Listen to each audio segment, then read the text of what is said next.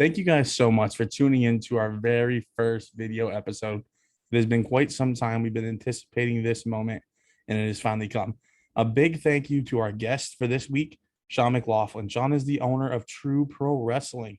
Remember, guys, True Pro Wrestling is coming home live this Saturday, July 31st at 7 p.m. from the Salvation Army in Berwick, Pennsylvania. Guys, get your tickets now. There are only about 40 left. I've got mine, okay? So you guys need to get your tickets now. Again, True Pro Wrestling live this Saturday, July 31st, Salvation Army in Berwick. Thank you guys and enjoy the episode. Ladies and gentlemen, welcome to the first video episode of The Logo. We're here with a former member on this podcast. He's been here before, Shawn McLaughlin. Shawn, how we doing, brother? I'm good. How are you? I'm doing well. It's been a long time since we've talked. We've gone through a lot since then. We've been through a global pandemic. We've elected a new president. Wrestling was essentially shut down for a while. It's starting to slowly pick itself back up. But yeah, I mean, what are your thoughts on the world of wrestling right now, man?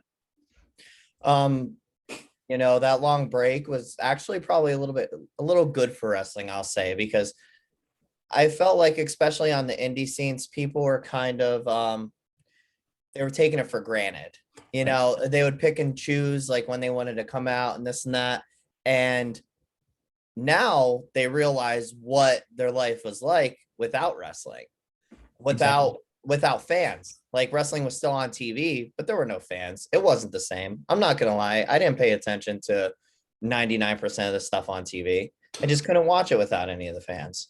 So I think that it's a good time for wrestling now because, like I said, people are like, crap, like I didn't have this in my life, and it was different. So yeah, I mean, I can definitely agree. Wrestling was, I mean, to think of wrestling without fans is like just insane. I mean, that's pretty much what wrestling is. You need to feed off the fans' reactions and read the room essentially to see how the fans are taking what you're doing in the ring.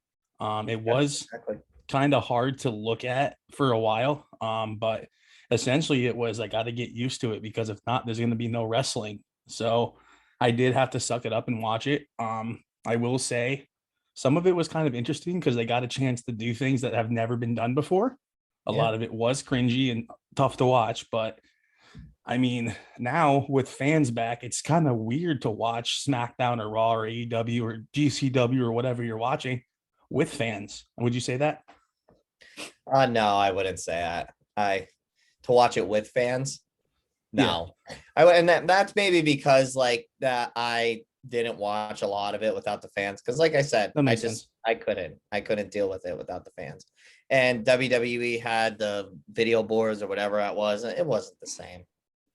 Right. Okay.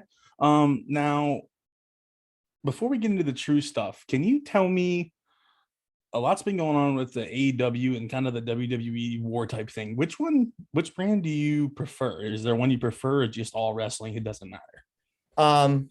I don't prefer either one. Okay. Like I said, I'm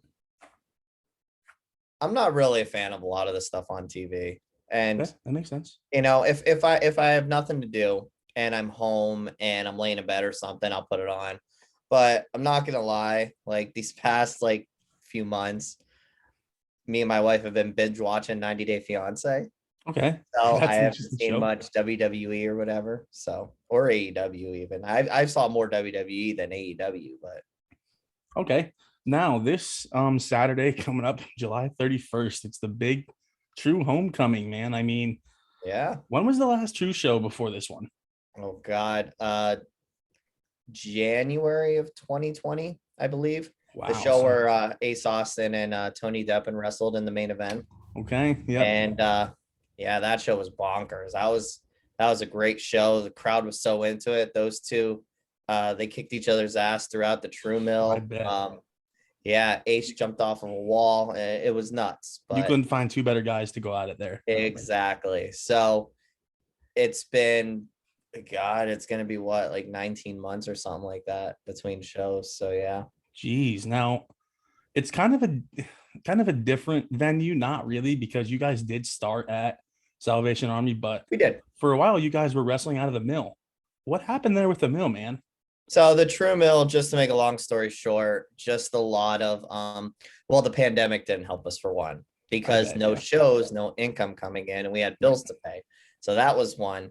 And two, the township, it was a fight with the township between like them not wanting us to run shows there, and neighbors complaining.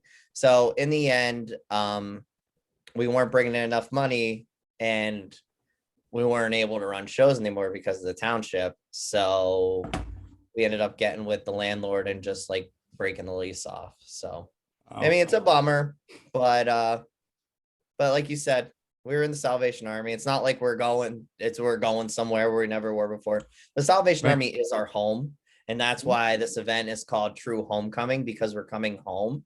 And we were still planning on doing shows at the Salvation Army. We had events scheduled for late 2020.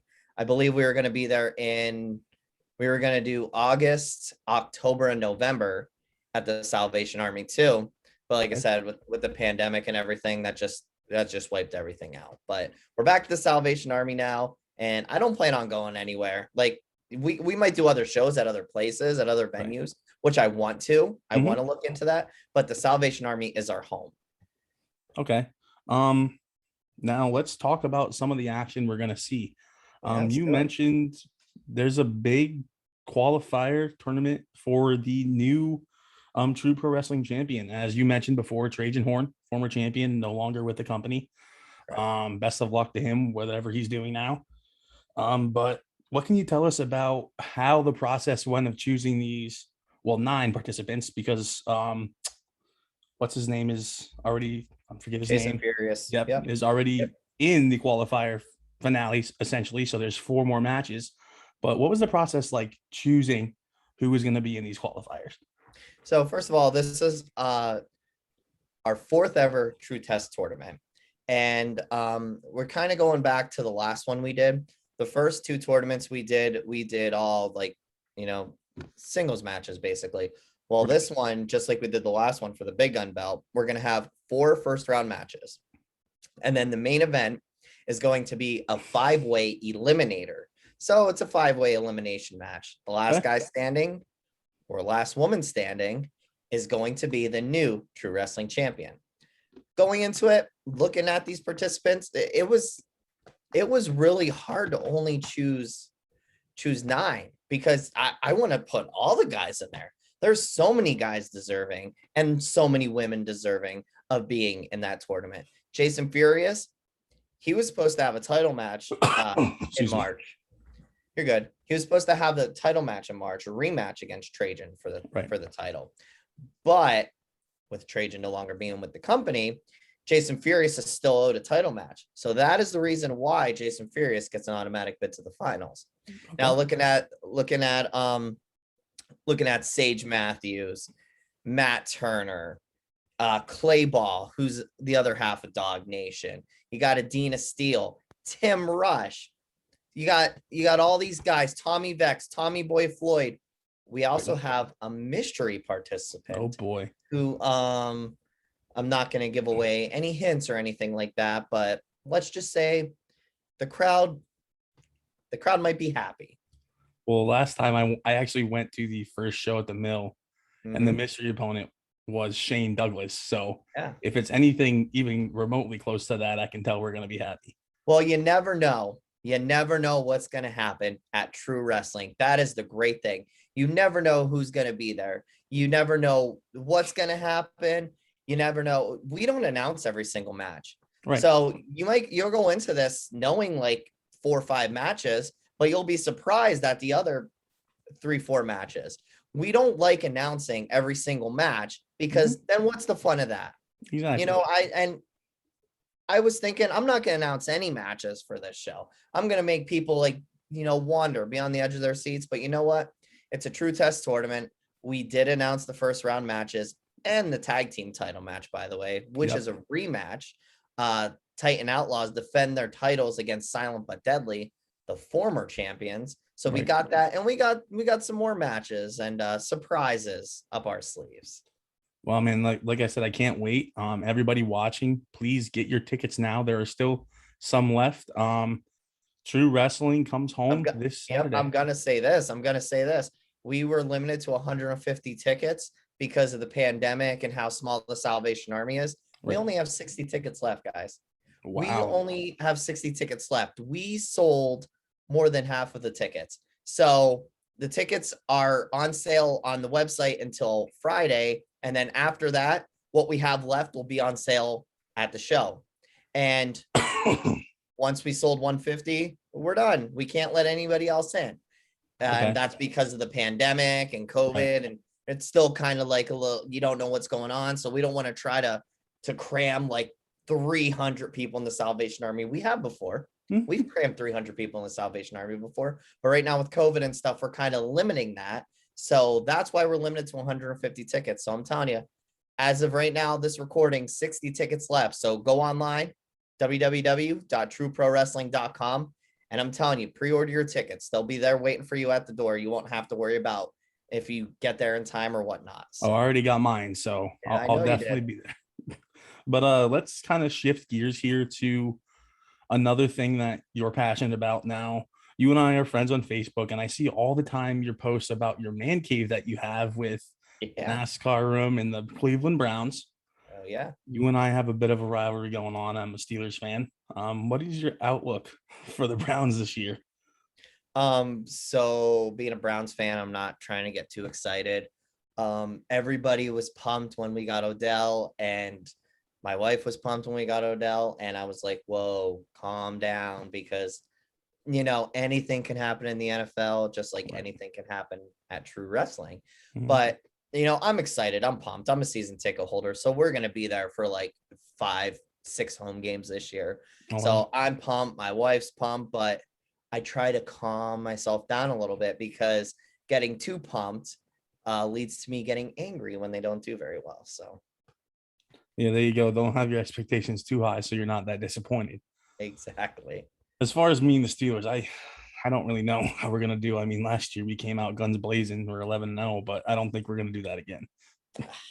I don't think so either. Just to tell you the truth, I don't think so either. So, what else has been going on in? Well, you mentioned you just got back from work. Is that where you were before this? No, I wasn't at work. I was actually doing some running around. I was actually gathering some stuff up for the show on Saturday. Okay, I cool, got cool, stuck in cool. a storm. Yeah, that's I was crazy. picking up some t-shirts. So Okay, if you haven't seen the announcement on Facebook earlier today, we're there you going to go. have a brand new True Wrestling t-shirt for sale. And it's different than the other ones. It's a cool brand new design. I'm going to release it sometime here on Facebook, maybe tonight, maybe within the next couple of days. But those shirts will be on sale too for $20 at the show this Saturday. So that's what I was There you doing. I was go. picking up some t-shirts, got caught in a There you thunderstorm. go. So, Nice, man. I mean, look forward to get one of those t-shirts here. yeah. So let's get into some of the matchups. Now, I know you can't really say a lot because you're a promoter, but I want to know your predictions. Who do you think comes out of this match as the finale or the finalists in the true tournament? Like who Who wins the would, whole tournament and takes yeah, the title? yeah. I know you can't really say because you probably have that, but Well, if you no, were, yeah, there's no, we don't, decisions aren't made yet. And, okay. it's kind of a heat of the moment type thing. But,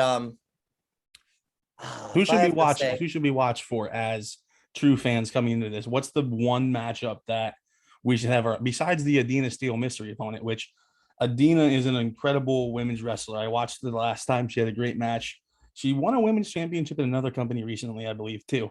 But yeah, but the great thing about Adina is she can hang with the guys. oh, If exactly. you've noticed in True Wrestling, she hangs with the guys all the time. Adina is Mhm. actually the only female that had a championship match.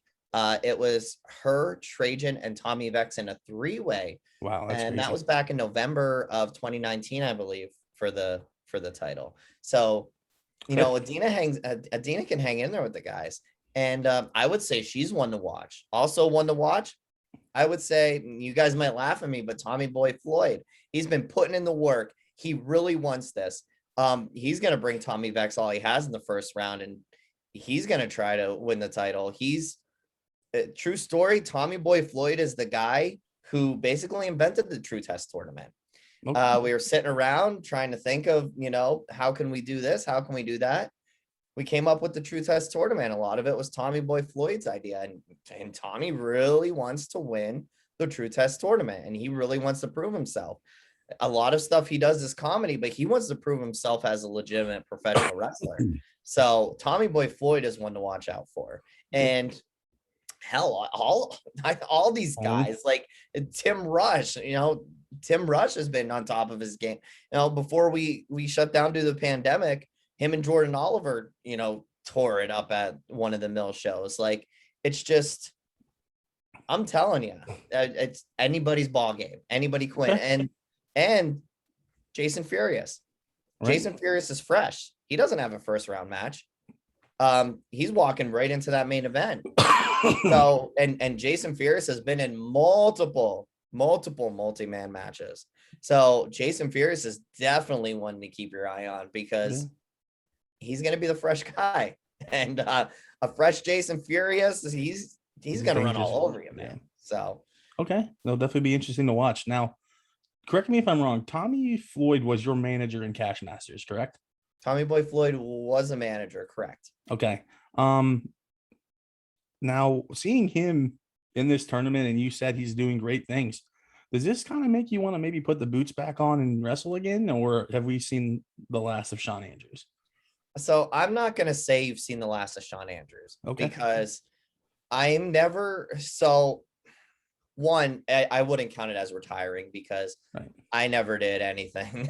Like I worked the indies and all that, and you never really retire. Right. But I'm never going to come out and say I'm never putting the boots on again, because I might wake up one morning and say, you know what, I'm wrestling today.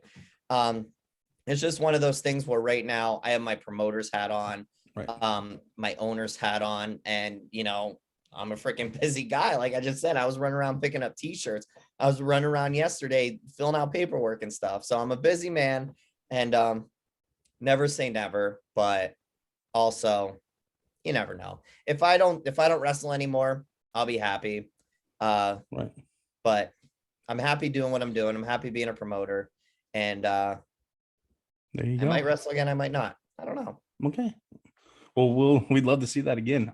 But anyways, kind of backtracking here. You've been on the show before.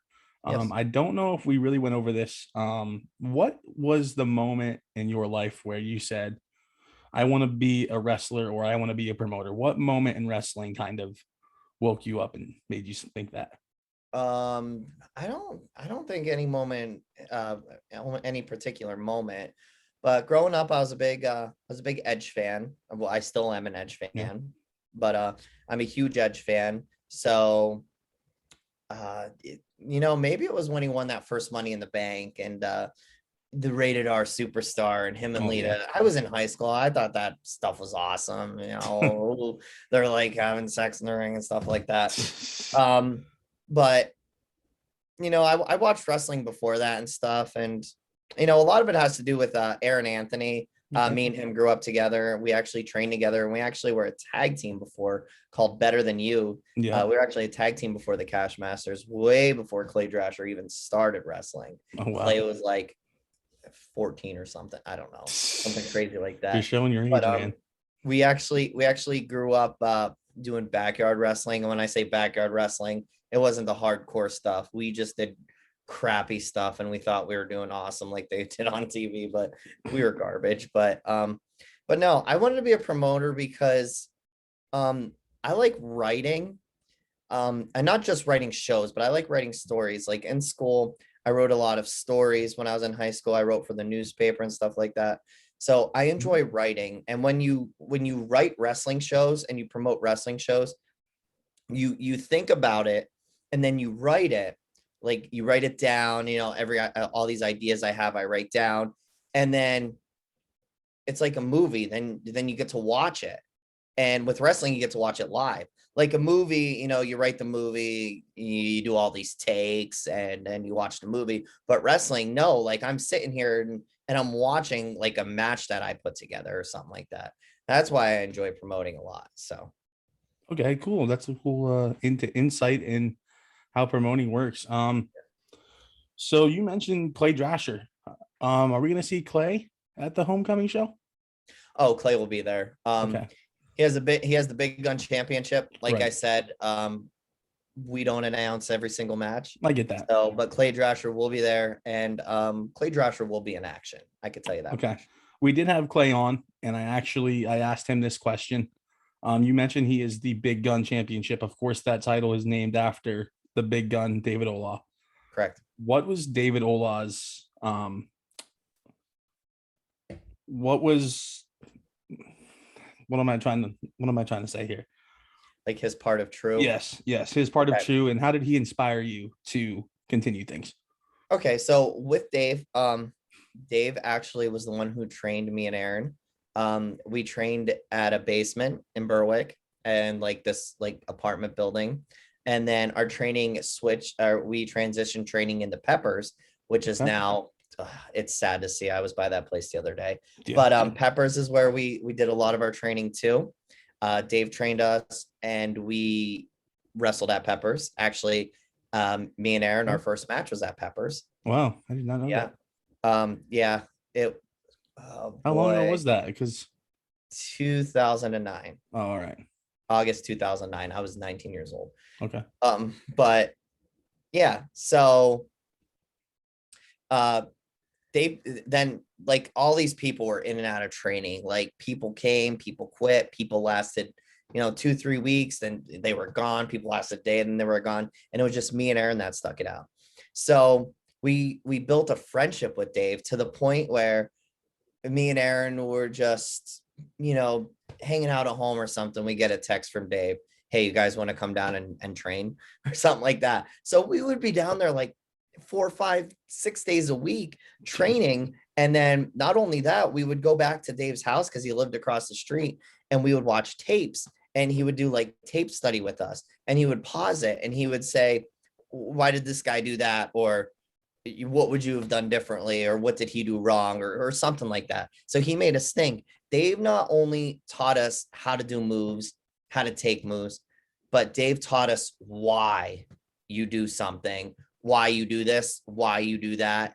And Which is very important, by the way, in the world of wrestling. 100%, because it's a lost art in professional wrestling. But I'm not getting into that part. But we traveled to all these shows together, and we sat in the crowd and we watched, and he did the same thing. Why did he do that? Why did he do this? What did he do wrong? All that stuff.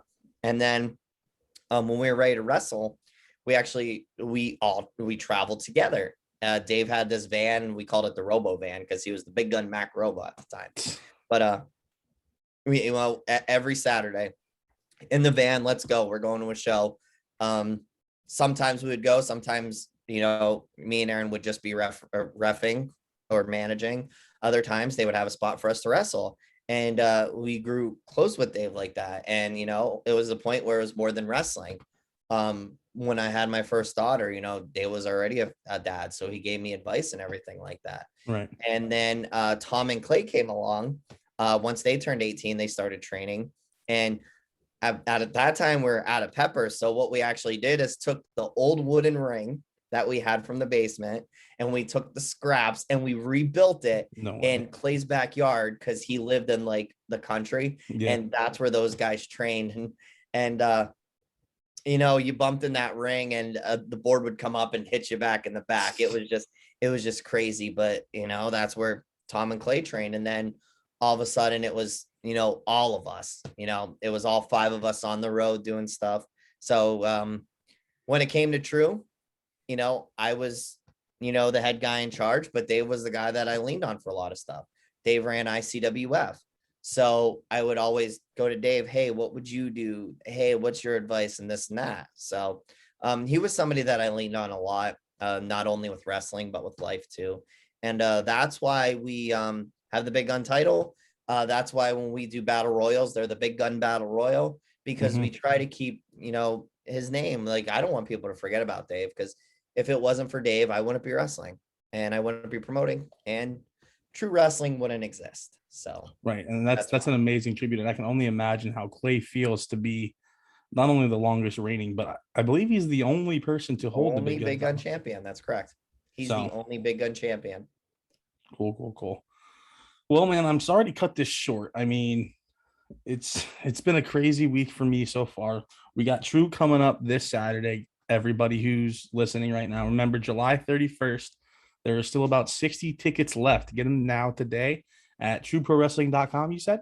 That's correct. Yeah. All And right. like I said, we will have some on sale at the door this Saturday at the Salvation Army, but